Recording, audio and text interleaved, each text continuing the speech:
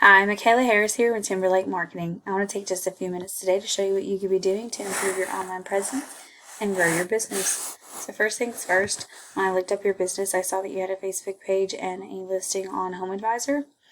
Now, the issue with HomeAdvisor, I guess, is that you're paying somebody else to list your business for you. Ultimately, I want to show you how to get the same amount of leads that HomeAdvisor can get you without having to depend on them and pay for them. And so how you do that is by creating a Google business profile and by creating a website. So now, just for the purposes of the rest of this video, I did see that you were based in Gadsden. However, that you service all these different areas.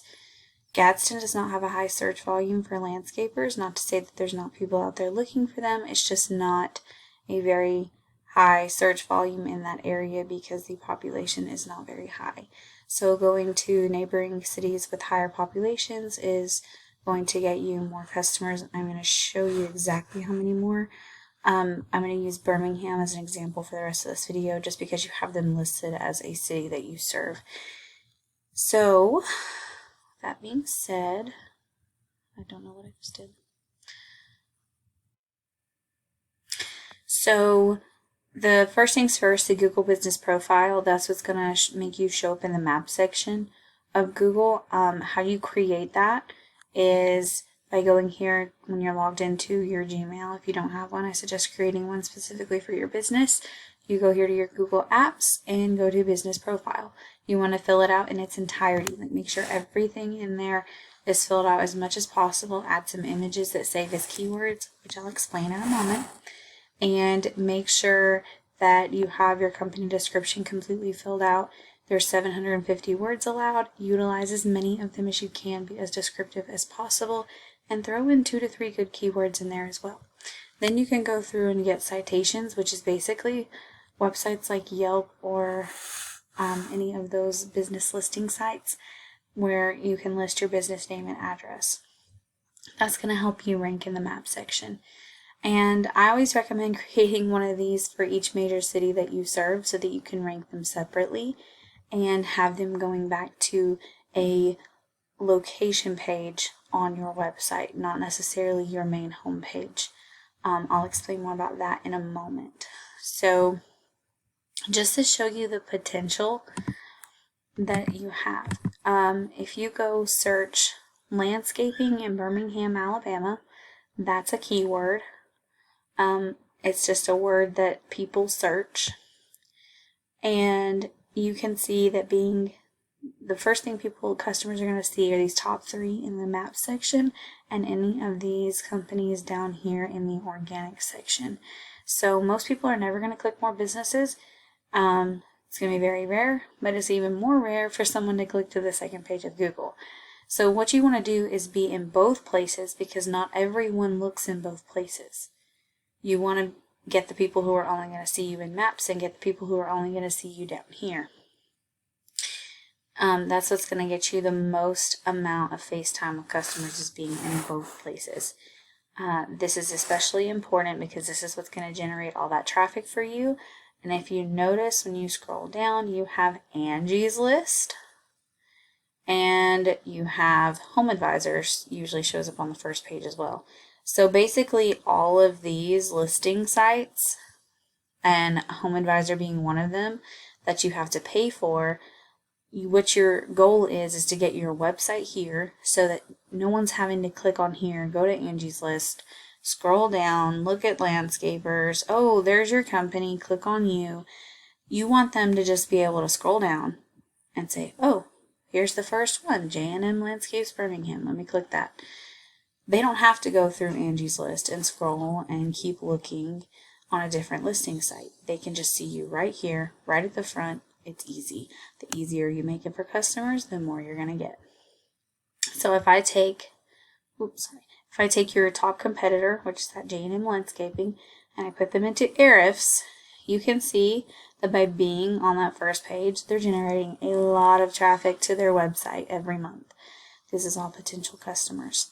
So if you want to have 500 potential customers coming to your website, then being in that #1 position for landscaping Birmingham, Alabama is going to be what you want. And how you build a website to do this, there's 2 steps. You have once you have your website built, you have your on-page SEO, which is search engine optimization, and your off-page search engine optimization. For right now, just so that I don't overload you with too much information, we're going to stick with on-page. And basically, on-page is what I was telling you about keywords. So you can go to your competitor, click on their keywords. You want to find the keywords that are relevant to what you do and in the city that you are in. Then you can sort them by which ones have the highest volume of people searching and which ones have the lowest KD. KD is the difficulty it takes to rank. The lower the number, the easier it is to rank. So the higher volume and lower KD ones are going to be the easier ones to rank a website for. But you can see that 300 people are searching that every month, and they have a traffic potential of 100, and this person's ranked #1 for this. So that's 100 potential customers just from that keyword alone that you could be getting as potential clients. So when you go to create your website, I use Snaps.ai. It's one of the most user-friendly ones. It's the easiest one to do on-page SEO. When you do this, my recommendation is create a main homepage for wherever your company is actually based out of, and get about 1,500 to 2,000 words of relevant content. Any images you add need to have keywords behind them, and for every 150 to 200 words, add in a good relevant keyword. Then have a different page for each one of the services you offer. Do keyword research for those pages as well. Those pages only need to be about 500 to 750 words. Then for each of your location pages, you want them to be set up as mini home pages. So another 1,500 to 2,000 words of content, keywords of 150 to 200 words. And you want those keywords to be specific for that area. And if you do have different Google My Businesses set up for each of those service areas, like Birmingham or Huntsville or Gadsden, then you want those to link back to that page. If there's not a high search volume for that city, it is not worth it to try to rank it. You rank for the bigger cities, and then a lot of times once you rank for a bigger city, you will show up in the outerlying small towns. So you don't need to have one for every single little town.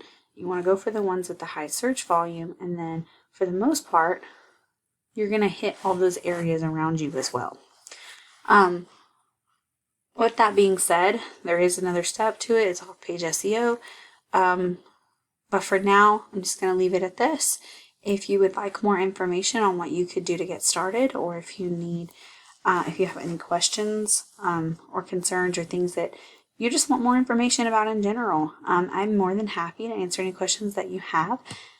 But first and foremost, I just hope that this video was valuable to you and your business, and that you walked away with something that you can use that's useful. So thank you so much for taking the time to watch. I really appreciate it.